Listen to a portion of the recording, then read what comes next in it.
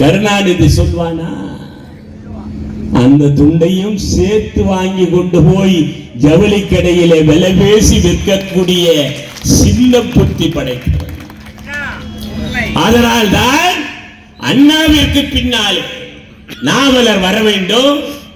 நாவலரை பின்னுக்கு தள்ளி கொல்லை புறவையாக புரட்சி தலைவர் எம்ஜிஆர் காலிலே விழுந்து இந்த நாட்டினுடைய முதலமைச்சராக கருணாநிதி என்கிற நச்சு பாம்பு இந்த நாட்டினுடைய முதலமைச்சராக வந்தார்.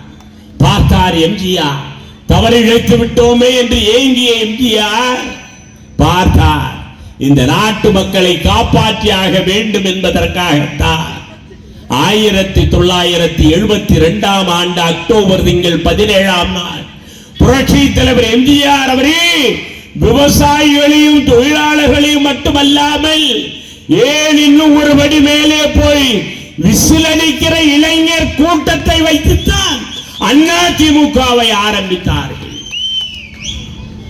11 ஆண்டு காலம் கருணாநிதி என்கிற நச்சு பாம்பை சென்னை செயின்ட் கோட்டை பக்கமே வரவிடாமல் உங்களுடைய துணையோடு எதிர்கொண்ட ஒரே தலைவர், விரட்டி அடித்த ஒரே தலைவர் எம்ஜிஆர் அவர்கள்.